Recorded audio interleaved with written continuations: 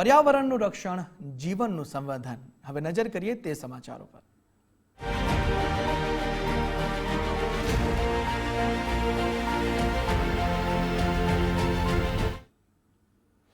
5 જૂન વિશ્વ પર્યાવરણ દિવસ નિમિત્તે ભરૂચ જિલ્લામાં વૃક્ષારોપણના કાર્યક્રમો યોજાઈ રહ્યા છે, પરંતુ આ ઉજવણી માત્ર એક દિવસના તાઇફા સમાન છે.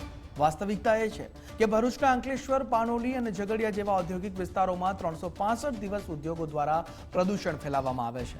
રાત્રિના અંધારપટનો લાભ લઈને કંપનીઓ દ્વારા કેમિકલયુક્ત ઝેરી પાણી નદી નાળાઓમાં છોડવામાં આવે છે. તાજેતરમાં અંકલેશ્વરની મોહન પોલિટેપ કંપની દ્વારા લાલ રંગનું પ્રદૂષિત પાણી છોડવાનો વિડીયો વાયરલ પણ થયો છે. જીપીસીબીના અધિકારીઓ આ અંગે જાણતા હોવા છતાં ઉદ્યોગપતિઓને છાવરી રહ્યા હોવાના ગંભીર આક્ષેપો થઈ રહ્યા છે. અંકલેશ્વરથી લઈને વાગરા સુધીની તમામ જીઆઈડીસીઓમાં ટ્રીટમેન્ટ પ્લાન્ટ હોવા છતાં કંપનીઓ વરસાદી કાંસનો ઉપયોગ ડમ્પિંગ યાર્ડ તરીકે કરી રહી છે. અધિકારીઓની રહેમ નજર હેઠળ થતા આ પર્યાવરણીય અત્યાચાર સામે સ્થાનિકો અને પર્યાવરણ પ્રેમીઓમાં ભારે રોષ જોવા મળી રહ્યો છે. માત્ર એક દિવસની ઉજવણી નહીં, પરંતુ વર્ષભર કડક કાર્યવાહીની તાતી જરૂર છે. પર્યાવરણની જાળવણી બાબતે માર્ગદર્શન આપવામાં આવે છે. અલગ અલગ જગ્યાએ વૃક્ષારોપણ કરવામાં આવે છે.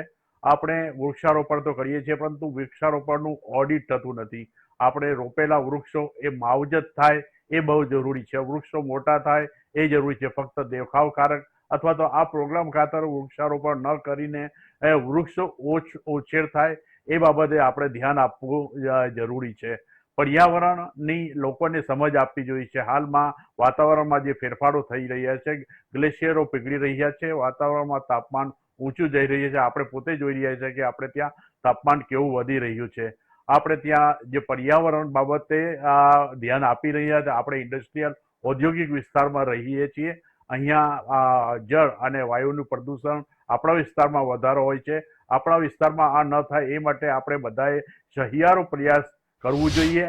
5મી જૂન વિશ્વ પર્યાવરણ દિવસે અંકલેશ્વરના ઉદ્યોગપતિ, રેસિડેન્ટના રહીશોને હું વિશ્વ પર્યાવરણ દિવસે અપીલ કરું છું કે નરેન્દ્ર મોદીનું જે વિઝન છે, એક પેડ માં કે નામ, તો દરેક ઉદ્યોગપતિ અને રહેણાંકવાળા લોકો એક વૃક્ષ વાવીને 5મી જૂન વિશ્વ પર્યાવરણ દિવસને ઉજવે એવી આશા અને અપેક્ષા રાખું છું. પર્યાવરણ દિવસ નિમિત્તે આ કેમિકલ માફિયાઓની એસી ઓફિસ ચેમ્બરમાંથી કેટલાક અધિકારીઓ બહાર આવીને સોશિયલ મીડિયાના અંદર આખો દિવસ છવાયેલા રહેવા માટે અને પોતાની જાતને પર્યાવરણ પ્રેમી તરીકે સાબિત કરવા માટે હાથમાં 2-3 વૃક્ષ પકડી અને 5-10 વૃક્ષનું વૃક્ષારોપણ કરીને સાબિત શું કરવા માંગે છે એ સમજ નથી આવતું. આ કેમિકલ માફિયાઓને હું પૂછવા માંગીશ કે વર્ષના 365 દિવસમાંથી ફક્ત એક દિવસ માટે તમારો પર્યાવરણ પ્રેમ જાગે છે, તો વર્ષના અન્ય 364 દિવસ તમારો પર્યાવરણ ભક્તિ ક્યાં જાય છે? કારણ કે તમારી આ ઊંચી જે ચીમનીઓ છે તેમાંથી જે અત્યંત દુર્ગંધયુક્ત જે વાયુ સ્વરૂપે ગેસ છોડવામાં આવે છે, જેનાથી નજદીકી ગ્રામ્ય વિસ્તારોનું જે વાતાવરણ દુર્ગંધયુક્ત બને છે અને કેટલાક અબોલા પ્રાણીઓ અને જે મનુષ્ય છે તેમની આંખોમાં બળતરા સર્જાય છે અને તેમને શ્વાસ લેવામાં તકલીફ પડે છે. ત્યારે તમારો પર્યાવરણ પ્રેમ કેમ? જો એક્યુઆઈ જો પ્રમાણમાં ના હોય એટલે વાતાવરણમાં પ્રદૂષણ વધારે છે એવું કહેવામાં આવે, જેમાં એક ક્લાઇમેટિક કંટ્રોલ પણ કહી શકાય અને એક એક્ઝોસ્ટ પણ કહી શકાય જે મેનમેડ હોય. સો આવા કેસીસમાં જે વ્યક્તિગત શ્વાસ લેવાનું જે પ્રક્રિયા હોય એ ભારી થઈ જતી હોય અને એ પાર્ટિક્યુલેટ મેટર કહેવાતો હોય છે. તો એની એક સાઇઝ પાર્ટિકલ જે હોય એ જે શ્વાસ નળીમાં ઘર્ષણ કરશે એ પ્રમાણે પછી ડેમેજીસ થવાની શક્યતા હોય.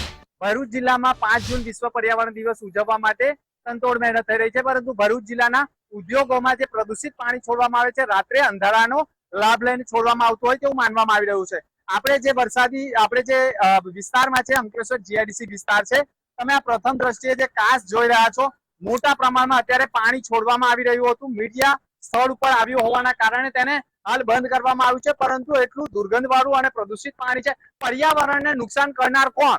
ઉદ્યોગપતિઓ જ પર્યાવરણને નુકસાન કરતા હોય છે, કારણ કે આ પાણીને ખરેખર તો ટ્રીટમેન્ટ કરવાનું હોય, ટ્રીટમેન્ટ બાદ એને છોડવાનું હોય છે. પરંતુ આજે હું તમને આ સંપૂર્ણ કાંસ આગળ સુધી બતાવીશ કે ખરેખર આ કાંસમાં કેમિકલ યુક્ત પાણી છોડવામાં આવતું હોય છે અને સીધું જ પર્યાવરણને નુકસાન થાય તે પ્રકારેનું કૃત્ય કરવામાં આવતું હોય છે. અહીંયા ભલે જીપીસીબી ઊંઘતું ઝડપાયું હોય, પરંતુ જીપીસીબી ઊંઘતું ઝડપાયું કે પછી સેટિંગ કોડમાં છે, એવા અનેક સવાલો ઉભા થઈ રહ્યા છે. હું સંપૂર્ણ તમને આ જે ગટર છે જેમાં રાત્રિના અંધારાનો લાભ લઈને જે પ્રદૂષિત પાણી છોડવામાં આવે છે, હું તમને પ્રથમ દ્રષ્ટિએ બતાવીશ. છેક સુધીના કાંસ લાઈનમાં રાત્રિના સમય દરમિયાન પાણી છોડવામાં આવે છે. ગંભીર પ્રકારનું પ્રદૂષિત પાણી છે. આનાથી પર્યાવરણને તો નુકસાન થાય છે, સાથે સાથે જીવન સૃષ્ટિને પણ મોટું નુકસાન થતું હોય તેવું માનો. તમે જોઈ રહ્યા છો આ પાણી છે તે એટલું દુર્ગંધ વાળું છે અને એટલું ગંભીર પ્રકારે જોવા મળી રહ્યું છે કે આ પર્યાવરણને નુકસાન કરી શકે છે. પરંતુ આ અહેવાલ બાદ હવે જીપીસીબી કેટલું જાગૃત થશે તેવા સવાલ ઉભા થયા છે.